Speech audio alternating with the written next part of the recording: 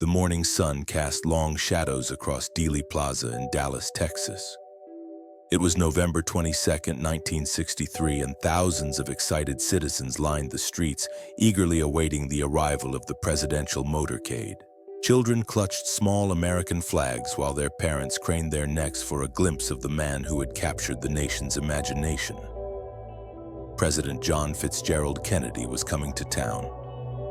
What began as a routine political visit would end as one of the most shocking and devastating moments in American history. In just a few short minutes, the course of a nation would be forever altered by events that continue to spark debate and controversy more than 60 years later. The 35th President of the United States had arrived in Dallas as part of a carefully planned political tour through Texas. At 46 years old, Kennedy was the youngest elected president in American history, bringing with him a sense of vigor and optimism that resonated with millions of Americans. His wife, Jacqueline, elegant and poised, accompanied him on this trip, adding to the excitement surrounding their visit. The presidential party had spent the previous evening in Fort Worth before making the short flight to Dallas Love Field that morning. Upon their arrival at 11:40, the Kennedys were greeted by enthusiastic crowds and brilliant sunshine. The weather had cleared after an earlier threat of rain, prompting the Secret Service to remove the protective bubble top from the presidential limousine. The motorcade route had been published in local newspapers days in advance, allowing thousands of Dallas residents to plan their viewing positions along the 11-mile journey through downtown. The procession would travel from Love Field through the heart of the city before concluding at the Trade Mart, where the president was scheduled to address a luncheon gathering of local business leaders and dignitaries. As the motorcade departed the airport, spirits were high among both the presidential party and the crowds that had gathered to witness this historic visit. The president and first lady rode in the back seat of a modified Lincoln Continental, waving to the enthusiastic onlookers who lined the streets. Texas Governor John Connally and his wife Nellie occupied the jump seats directly in front of them, while Secret Service agents Roy Kellerman and William Greer sat in the front of the vehicle. The procession moved at a leisurely pace of approximately 11 miles per hour, allowing maximum visibility for the thousands of spectators who had taken time from their daily routines to catch a glimpse of their president.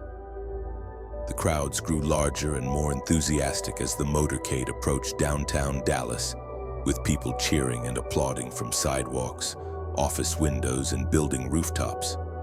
At 12:29, the presidential limousine made a sharp right turn from Main Street onto Houston Street, beginning the final leg of its journey through Dealey Plaza.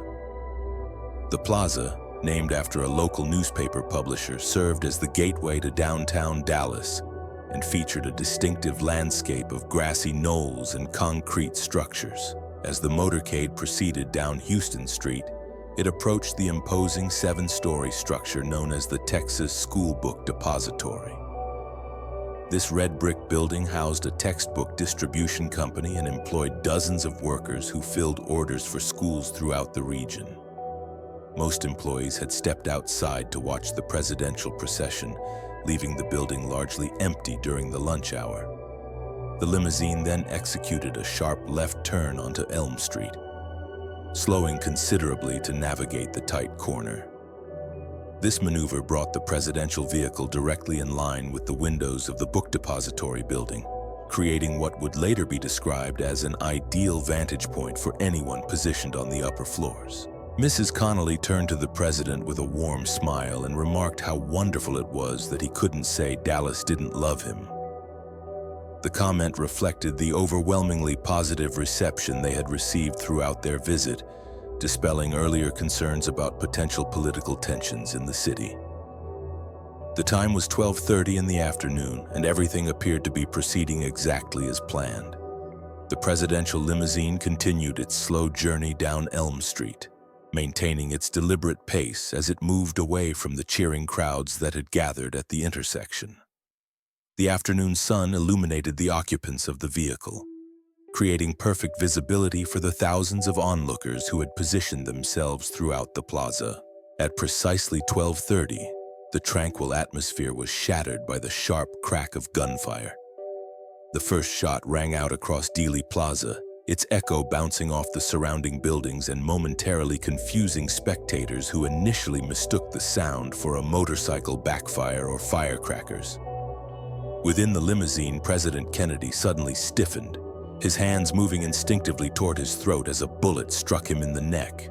Governor Connolly, seated directly in front of the president, heard the unmistakable sound of rifle fire and began to turn around, attempting to locate its source.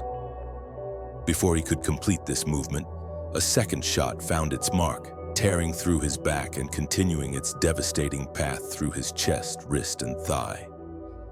The governor cried out in pain and collapsed toward his wife, who immediately pulled him down into her lap. The Secret Service agents in the front seat of the limousine initially struggled to comprehend what was happening. Driver William Greer instinctively began to slow the vehicle, uncertain whether to stop or accelerate, while Agent Roy Kellerman reached for the radio to alert the other cars in the motorcade. The confusion and split-second decision-making that followed would later become subjects of intense scrutiny and debate. Mrs. Kennedy, witnessing her husband's distress, leaned toward him with concern and confusion evident on her face.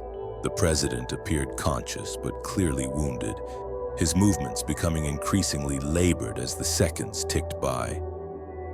The First Lady's pink Chanel suit, which had drawn admiring glances throughout the morning, remained unblemished in these initial moments of chaos. Then came the third and most devastating shot. At 12:31, another bullet found its target with horrific precision, striking the president in the head with catastrophic results. The impact was immediate and unmistakable, visible to hundreds of witnesses who watched in stunned disbelief as their president was mortally wounded before their eyes. Mrs. Kennedy's reaction was one of pure instinct and desperation. In her shock and horror, she began to climb onto the trunk of the moving limousine, reaching for something that had been thrown from the vehicle by the force of the impact. Secret Service agent Clint Hill, who had been running alongside the presidential car, leaped onto the back of the limousine and pushed the First Lady back into her seat, shielding both her and the president with his own body. The driver finally responded to the crisis, pressing the accelerator and speeding toward Parkland Memorial Hospital as Agent Hill spread himself across the back of the vehicle. Mrs. Kennedy cradled her husband's head in her lap, her pink suit now stained with blood, repeating words of comfort and disbelief as the limousine raced through the streets of Dallas. Throughout Dealey Plaza, witnesses stood frozen in shock and confusion. Some dropped to the ground, fearing additional shots, while others pointed toward the grassy knoll or the book depository building, uncertain of the gunfire's origin. Police officers and spectators alike scrambled to make sense of what had just occurred, their peaceful afternoon transformed into a scene of pandemonium and tragedy. The entire sequence of events had unfolded in less than 10 seconds. Yet those brief moments would be analyzed, debated, and scrutinized for decades to come. Multiple amateur photographers and filmmakers had captured portions of the assassination, creating a permanent record of one of the most traumatic events in American history.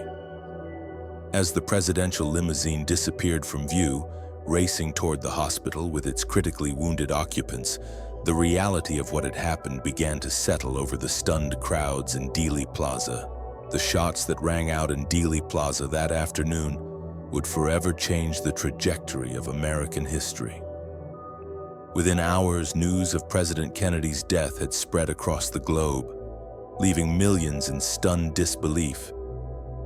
The young leader who had promised to lead America into a new frontier was gone, his life cut short at the age of 46. The events of November 22nd marked the end of what many would later call America's Age of Innocence. The optimism and hope that had defined the Kennedy presidency gave way to uncertainty and grief. For the first time, television brought the raw emotion of national tragedy directly into American homes, uniting the country in collective mourning. Lee Harvey Oswald was arrested that afternoon, but he too would be dead within 48 hours, gunned down by nightclub owner Jack Ruby while in police custody. This second shocking act only deepened the mystery and fueled decades of speculation about what really happened in Dallas. The Warren Commission would later conclude that Oswald acted alone, but questions and theories persist to this day. The assassination of John F. Kennedy remains one of the most analyzed and debated events in modern history. A moment when the world watched as tragedy unfolded in broad daylight.